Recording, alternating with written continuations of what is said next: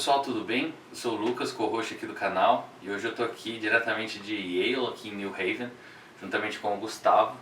Gustavo fez iniciação científica PIBIC Júnior com o professor Mariano na Unesp, e agora ele está no primeiro ano de graduação aqui na faculdade de Yale, e a gente vai bater um papo sobre as experiências dele e como está sendo ele viver aqui, estudar, o que ele conta de bom.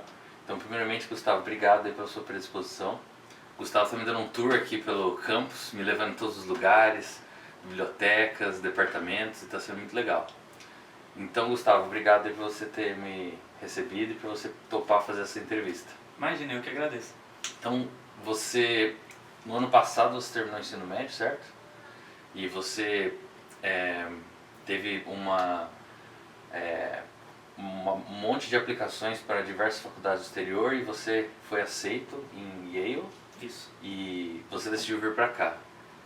E conta pra mim como que tem sido assim, desde quando você veio, quando que você chegou aqui, por exemplo? Eu cheguei aqui no meio de agosto do ano passado, então eu terminei o ensino médio no finalzinho de 2023 e daí até agosto eu fiquei me preparando pra chegar aqui. E desde então é muita loucura, assim, tem muita coisa que eu tive que me adaptar. Como funcionam as aulas, a língua mesmo, embora eu já soubesse falar inglês, ter aulas só em inglês, falar com pessoas, ter toda essa convivência acaba sendo diferente e o jeito de ter as aulas aqui, como as aulas funcionam, era diferente da minha escola, por exemplo, então acaba sendo mais puxado, estudar para provas acaba sendo mais puxado, conciliar a vida com clubes também da faculdade, que tem diversos, você pode participar de diversas interações. No meu setor, digamos assim, que eu estou fazendo engenharia mecânica, tem o clube de engenharia aeroespacial, tem o clube de engenharia como se fosse uma comunidade do pessoal que é latino na faculdade, então tem diversos eventos. Tem clube do xadrez, coisas assim? Tem clube do que você achar que quiser. Tem clube de xadrez, tem clube de tênis, tem clube de tudo que você imaginar. Você está fazendo então engenharia mecânica? Isso. Mas tem uma peculiaridade, parece que você tinha dito, que você pegava umas matérias assim meio gerais, né? E você depois decidiu o curso que você ia fazer, mais ou menos, era isso? Isso. Tem matérias que são assim pré-requisitos e que elas são mais gerais, por exemplo, cálculo, física geral. Então, a maioria das engenharias, eles querem que você faça isso antes de você fazer aulas do seu próprio major, da sua própria graduação. Então, as aulas que eu fiz no meu primeiro semestre, elas poderiam tanto ser usadas para engenharia biomédica, engenharia química, quanto para engenharia mecânica. Então, vamos supor que eu fiz o meu primeiro semestre e antes eu pensei que eu queria fazer mecânica, mas na verdade agora eu quero fazer biomédica. Uhum. Eu posso usar essas mesmas aulas para mudar. E você pode tirar mais de uma titulação, por exemplo, engenharia mecânica e engenharia biomédica? Isso é possível? É possível dependendo do major que você vai fazer, então para engenharia acaba sendo bem difícil porque a quantidade de aulas é quase como se fosse uma dupla graduação por si só, comparado com, por exemplo, aqui economia ou relações internacionais ou psicologia, por exemplo.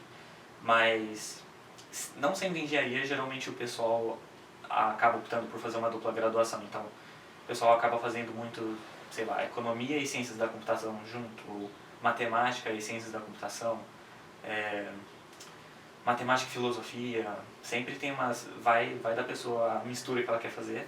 E tem também uns certificados, que é como se fosse uma graduação secundária, assim, menorzinha, que pode ser em alguma língua ou pode ser mesclado com alguma graduação que você já está fazendo. Então, eu posso fazer engenharia mecânica com um certificado em programação e eu faço aulas relacionadas de programação com engenharia mecânica. Então, acaba sendo quase uma mescla, assim. E dos cursos que você fez assim nesse seu primeiro ano, qual foi o curso assim que você mais gostou, no sentido que você mais sentiu vontade de estudar aquilo? Tem algum que te chamou mais atenção? Eu acho que desde que eu cheguei aqui eu diria cálculo, que eu fiz tanto no primeiro semestre quanto no segundo, 2 e 3, e também uma aula de engenharia que eu já fiz, que foi termodinâmica. Legal. É prática? Ou era teórica? É uma aula teórica, só que a gente teve um projeto que a gente poderia fazer para ganhar ponto extra. Então, como que era o projeto? Era uma Stirling Engine, então era um motor de Stirling, enfim, Ok. que a gente fazia com latas de refrigerante, com peças por impressão 3D, Que legal. assim, gravetos de arame que a gente fazia girar, e com calor, né, acaba fazendo... Entendi, era tipo o princípio da termoelétrica, assim. Tipo o princípio de... a gente teve que também responder algumas perguntas sobre o projeto, que era uma parte mais teórica, pra gente mostrar que a gente sabia o que a gente estava fazendo. Bacana, bacana. E desde que você chegou aqui, você já está indo agora pro segundo ano, né? Agora a gente está nas férias de verão. Isso. E quais matérias você vai fazer agora no segundo ano? Nesse próximo semestre eu vou fazer provavelmente design mecânico, então acho que é a minha primeira aula oficialmente de engenharia mecânica. Algumas aulas elas são Que de legal, engenharia. Muito. Acho que é a minha aula que eu tô mais animado também, porque a professora é a minha chefe. Agora a gente já vai falar disso, da sua iniciação científica que você está fazendo e tal. Mas, e aí você vai fazer essa matéria, que já é a primeira da engenharia mecânica de fato, quais outras? Eu vou fazer também equações diferenciais. Legal. E vou fazer também introdução à ciência dos materiais. Top. Introdução de eletrônica. E acho que 2 dessas aulas, além da aula em si, tem o laboratório que a gente tem que fazer. Que legal. Então tem tanto a parte teórica quanto a parte prática. Nossa, maravilhoso. E você está fazendo agora, eu não sei se é chamado de iniciação científica, né? Mas é tipo um internship, alguma coisa assim, durante as férias de verão. A gente chama de research. Research. Pesquisa, assim. E como que funciona? Como que você descobriu isso? Qual que é o seu trabalho? É pago, não é? É remunerado? Como que é isso? Essa pesquisa, eu meio que consegui, assim, conversando com as pessoas, então, embora seja muito importante focar, assim, nas aulas, tem que também ter uma desenvoltura para conversar com um professor, conversar com um aluno que já fez, por exemplo, essa mesma pesquisa, e que foi o meu caso. Então, eu tive a oportunidade de saber que os professores, um dos PhDs do laboratório, eles estavam procurando alguém para ajudar, né, durante o verão, ajudar com os projetos. Então, eu entrei em contato, mandei meu currículo que eu tinha na época, que a maioria das coisas era do próprio ensino médio. E eles me aceitaram no laboratório para trabalhar durante o verão e, dependendo de como for meu desempenho, trabalhar também durante o semestre. Tem essa possibilidade? Sim. É meio que um teste ali, se você for bem naquele período, a gente continuar até quando você quiser. E o que você faz no seu trabalho, nessa parte de research, na prática? Assim? Sim. O meu laboratório ele é focado em soft robotics, então é desenvolver, assim, falando de uma forma bem geral, é desenvolver robôs que não sejam rígidos. Certo. Então, e que também sejam atrelados de alguma forma à natureza, por exemplo. Então, o meu projeto é uma tartaruga. É uma tartaruga robótica que consegue mudar de forma para locomoção tanto aquática quanto terrestre. Olha só. Então, acho que o primeiro artigo, inclusive, da minha chave acabou saindo na Nature. Que legal. E daí foi engatando tipo, em diferentes versões assim, do projeto. E o meu objetivo principal nesse verão era tornar a tartaruga à prova d'água. Então, isolar todos os componentes para que os testes pudessem ser feitos na água, essa versão da tartaruga que a gente está fazendo. E é isso que eu estou fazendo. Eu estou mexendo muito com impressão 3D, só que um pouco diferente, que a gente usa a fotopolimerização. Então a gente usa uma resina, uma impressora que ela funciona à base de resina, e que através de uma luz o líquido acaba endurecendo. Entendi. E é um material muito mais rígido, é um material que... diferente daquele que você tem o fio, que é um fio que você vai literalmente derretendo e imprimindo. Isso, é totalmente diferente. Esse geralmente a gente usa PLA, o ABS, enfim, que é um plástico, só que não é a prova d'água. Então a água, ar, enfim, pode entrar nesse material, então a gente não usa. Ele é poroso. Isso, e é muito menos resistente do que esse material, do que resina, por exemplo. Entendi. Então eu estou mexendo bastante com isso, estou mexendo bastante com principalmente a parte prática, assim, design para projetar as peças. Logo mais a gente vai estar fazendo os testes, então talvez a gente já até esteja escrevendo um paper mais pro final do summer. Que legal, tem essa perspectiva então? Sim. Que legal, vai ser o seu primeiro paper? Vai ser meu primeiro paper, assim, profissional, faculdade. De pesquisa, de Isso. fato, né? Muito legal. E você tá fazendo esse trabalho faz quanto tempo já? Vai fazer uns 2 meses, em uma 2 semana, meses? acho. Nossa, do jeito que você fala, parece que você tá assim, faz 6 meses já fazendo o projeto. É bem... E como que é a carga horária? Você fica quanto tempo? Você tem uma... A carga horária é 9 to 5. 9 to 5? Das 9 às 5 da tarde. Entendi. Eles são bem flexíveis em relação ao horário. Você pode, por exemplo, chegar às 9h30 e ir embora às 5h30. Entendi. Então, vai também de você, assim, o que você quiser fazer, contanto que você trabalhe. Então, Entregue o que tá entregue, no... exatamente. O meu chefe, ele chegou pra mim e ele falou o seguinte: dinheiro não é um problema, então eu tenho meu chefe e tem a chefe dele, Uhum. que ele mesmo disse pra mim que ela é uma pessoa bem resourceful, então ela consegue recursos de um monte de lugar, dinheiro de muitos lugares, e para que dinheiro não seja o problema e realmente você faça o seu trabalho, para que você não tenha assim nenhuma desculpa.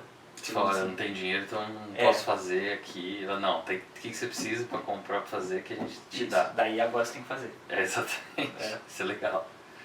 Muito bacana.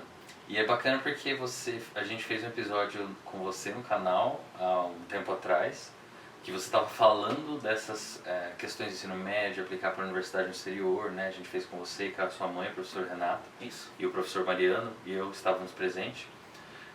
E agora a gente está tendo meio que a parte 2, né? Que é a continuação. Você depois, naquele momento... Um ano depois, né?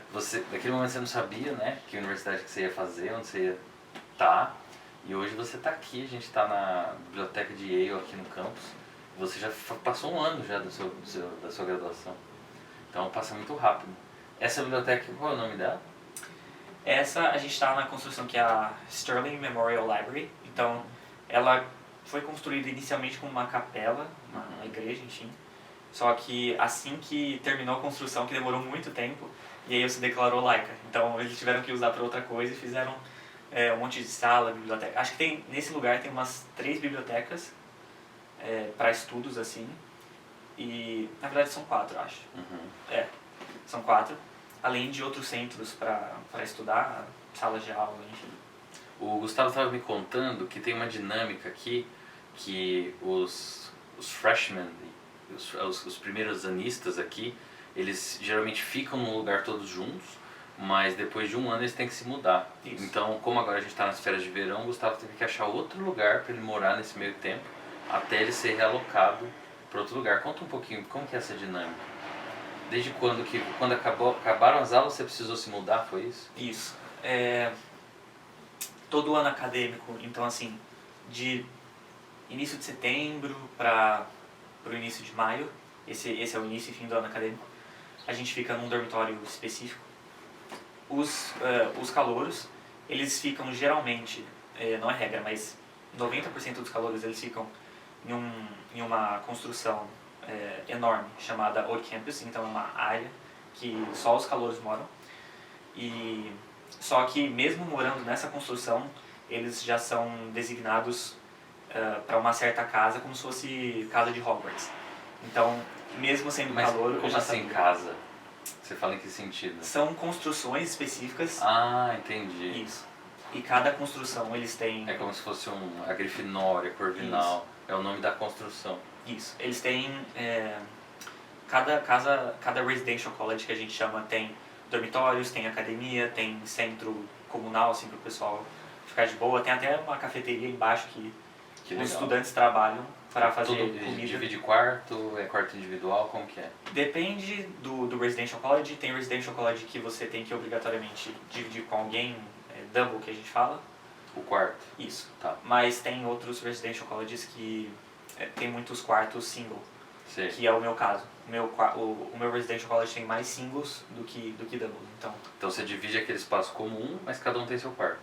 Isso. A maioria das construções funciona num estilo suíte, que a gente fala. Então tem os quartos e tem uma sala comum com um sofá ou alguma coisa assim para cada grupo de mais ou menos 5 ou 6 pessoas. Então, entendi. No meu primeiro semestre, no segundo também, eu dividia uma suíte com mais cinco caras e tinha uma salinha assim pra, se a gente quisesse, tipo, ficar junto, a gente também dividia um banheiro também, então geralmente é assim que funciona. Perfeito, maravilha.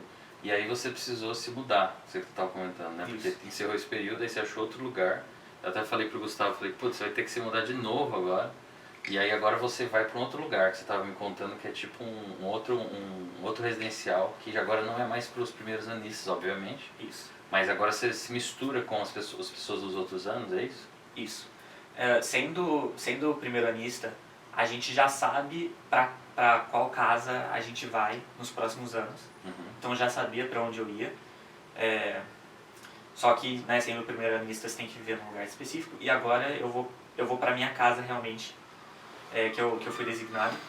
E lá vai ter tanto o pessoal do segundo ano, terceiro e quarto, geralmente. Entendi. Você vai ter mais contato com pessoas dos outros anos, né? Isso. Isso é legal. E você estava me contando sobre os seus laboratórios de física. Tem até uma peculiaridade que o Gustavo estava falando que o departamento de física tem um acelerador de partículas no subsolo, né? Isso. Conta um pouquinho como que foi esses laboratórios, essas experiências que você teve. Como eu queria fazer engenharia, um dos requerimentos que a gente tinha que fazer era laboratório de física 1 e 2. Uhum. Então acaba sendo um ano, assim, basicamente, fazendo laboratório. E toda semana eram experimentos que a gente tinha que fazer sempre com alguma dupla ou em trio. Uhum. E a gente lia o papel da atividade, conduzia os experimentos e tinha que fazer um relatório. No meu primeiro semestre, na verdade, a gente só tinha que responder umas perguntas. Uhum. E no segundo a gente tinha que fazer, não era como se fosse um paper, mas era, tinha que fazer introdução, Claro. métodos, resultados, então era uma coisa mais Um relatório formal. científico de fato. Né? Isso, e eles induziam a gente a fazer em LaTeX. Legal. É. E você usou, desde que você entrou aqui, que tipo de software que você usou para programar? Você usou, por exemplo, o LaTeX? Você usou Matemática, o Origin, outros softwares assim ou não?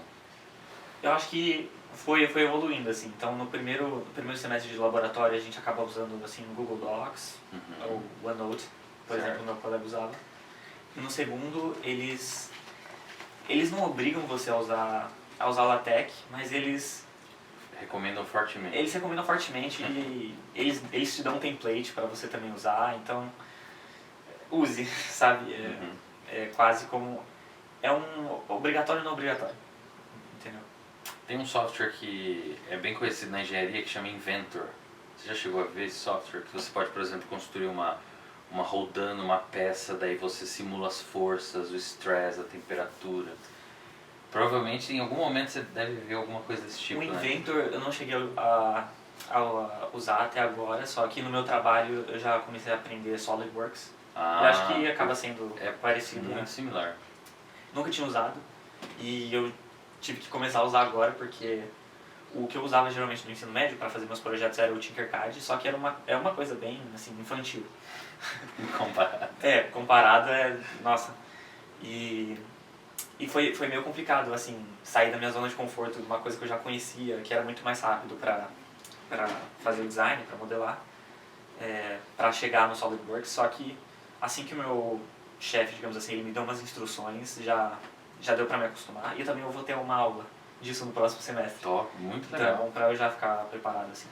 E como que foi pra você, assim, você tá agora, vai fazer 20 anos no dia 2 de dezembro? 12 de Setembro. Isso. Então, a maioridade para algumas coisas aqui nos Estados Unidos são 21 anos, né? Então, a princípio, você ainda não atinge a maioridade, por exemplo, para ir em bares, coisas assim.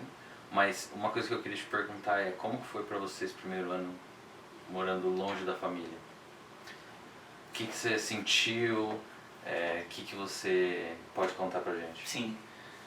Eu senti, assim, saudade, acho que é impossível você sair de casa, assim, sempre convivendo, né, com seu... Tem gente que às vezes sai de casa mais cedo, só que eu saí com 18 anos e... Que já é muito cedo. Foi difícil, assim, no início, eu sentia saudade, mas não era nada... O que você sentiu? Nada absurdo. Por exemplo, nas primeiras semanas, assim. Eu sentia mais, sei lá, vontade de contar alguma coisa, que eu tava fazendo. Só Acho que talvez uma coisa que é comum, assim, quem mora fora, assim, sentir é falar, putz, tudo isso que eu tô vivendo aqui, eu queria muito que eles estivessem vendo junto comigo aqui. Volta e Aquela meia meus pais me ligavam e eu começava a fazer um tour assim com o celular, porque meu pai sempre quer assim, viajar pra esse tipo de lugar, tanto faculdade, ou Estados Unidos assim no geral. Ele nunca veio aqui ainda. Então ele sempre fica fissurado e eu vou gravando. Nossa, você vai fazer um tour com eles aqui em breve. Isso. Demais, assim. Mas eu entendo isso, volta naquilo que a felicidade ela só é verdadeira quando ela é compartilhada. Se você tá aqui sozinho e tal, é maravilhoso, é legal, mas você precisa desse outro lado. Sim. Eu entendo que agora talvez tenha dado uma amenizada, né? Porque você já vai se acostumando mais, vai fazendo amigos e tal, mas eu não vou nem perguntar se você tá feliz aqui. Porque, né, dá pra ver que você tá bem, que você tá feliz, tá realizado, você tá fazendo o que você gosta. Sim. Mas você tá feliz? Tô muito feliz. É o que você queria fazer? Sim. Eu até olho pra trás e eu fico pensando se eu fosse fazer faculdade no Brasil e obviamente eu seria feliz também, seria uma experiência muito boa, como é aqui. Mas eu acho que, sei lá, e aí eu tenho seu charme. Com certeza. Então, o pessoal, as pessoas que eu já conheci aqui, a vivência, tem um pessoal que ainda tá aqui durante o verão e que às vezes eu encontro e a gente brinca, tipo, a gente quer que volte às aulas logo, porque a gente sente falta da rotina, não só das aulas especificamente, mas sair da aula, ir pra uma biblioteca estudar junto. Essa rotina é ir muito pra legal, algum né? lugar, comer junto. Você tá ali conversando com seu colega, daí vocês vão discutindo o que foi falado na aula, aí você já vai almoça, tem gente de vários cursos diferentes, aquela Isso. dinâmica do campus, um monte de estrangeiro. Viver junto, um dormitório, pessoas, sei lá, de outro dormitório vêm lá, a gente fica conversando. É uma mistura de networking, educação, aprendizado e oportunidades. Sim.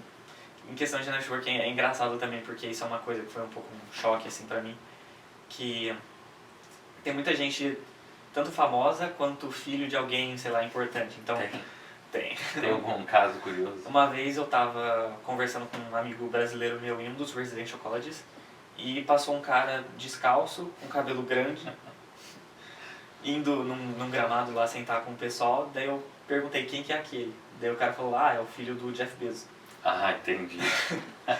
E daí ele foi contando, ele é um cara super assim, privado, super desconectado, assim, deu pra ver, né, andando descalço na grama. Deu pra ver. E tem gente aqui que, sei lá, tá fazendo série na Netflix, tem um cara Sério? aqui, tem um ator aqui que ele fez Cobra Kai. Olha só. Nunca tinha assistido até o pessoal comentar, né, o ator de Cobra Kai tá aqui, enfim. Ele participa de peças também. Que legal. Curiosidade de eu, né? E tem muito filho de político, tem muito filho de pessoas que já estudaram aqui, então isso tem muito aqui em Yale, são chamados legacies. Uhum. E é bem interessante ter contato com pessoas que eu nunca ia imaginar. E é importante mencionar que você tá com bolsa aqui, né? Isso. Você tinha me comentado que era tipo 92%.